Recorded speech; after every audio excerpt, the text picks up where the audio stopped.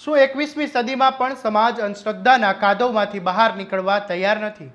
જ્યારે લોકો બીમારીના ઈલાજ માટે વિજ્ઞાન અને ડોક્ટરોને છોડીને આવા ધતિંગબાજ, લેભાગુ અને હવસખોર ભુવાઓના શરણે જાય છે, ત્યારે પરિણામ કેટલું ભયાનક આવે તેનો પુરાવો સામે આવ્યો છે.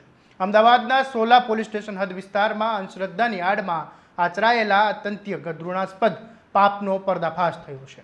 જ્યાં એક બીમાર સગીરાને સાજી કરવાના બહાને બોલાવાયેલા ચંદ્રકાંત નામના ઢોંગી ભુવાએ મેલી વિદ્યા અને વિધિના નામે સગીરા સાથે અસંખ્ય વાર દુષ્કર્મ આચર્યું. આટલું જ ઓછું હોય તેમ પોતાની જાતને ચમત્કારી ગણાવતા આ નરાધમે વાંધાજનક ફોટા સોશિયલ મીડિયા પર વાયરલ કરી દીધા. આવા ઢોંગીઓનો પાપનો ઘડો કેવી રીતે ફૂટ્યો અને પોલીસે આ નરાધમ સામે શું કાર્યવાહી કરી, આવું વિગતે વાત કરીએ આ અહેવાલમાં. નમસ્કાર, હું છું આસિફ કાદરી અને સ્વમાન સાથે તમારું સ્વાગત છે. સોલા પોલીસ સ્ટેશન વિસ્તારમાં બીમાર સગીરાની સારવાર માટે અંધશ્રદ્ધામાં આવીને ચંદ્રકાંત નામના ભુવાને બોલાવવામાં આવ્યો. ધર્મના નામે ધતિંગ કરતા આ ઢોંગીએ ભૂત પ્રેત ભગાડવા અને મેલી વિદ્યા કાઢવાના બહાને અન્ય લોકોને રૂમની બહાર કાઢી મૂક્યા અને ત્યારબાદ લાચાર સગીરાને પોતાની હવસનો શિકાર બનાવીને અલગ અલગ જગ્યાએ લઈ જઈને વારંવાર દુષ્કર્મ આચર્યું હતું.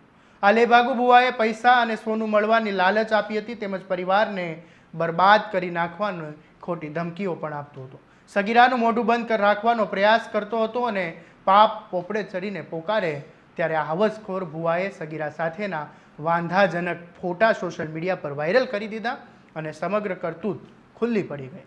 આ મામલે સોલા પોલીસ સ્ટેશનમાં ફરિયાદ નોંધાતા પોલીસે તાત્કાલિક છટકું ગોઠવીને આ ઢોંગી હવસખોર ચંદ્રકાંતને દબોચી લીધો. પોલીસ તપાસમાં સામે આવ્યું કે આરોપી અગાઉ પણ છેતરપિંડીના 4 જેટલા ગુનામાં સંડોવાયેલો હતો અને વિધિના નામે લોકો પાસેથી 56 લાખથી વધુના રૂપિયા પડાવી ચૂક્યો હતો.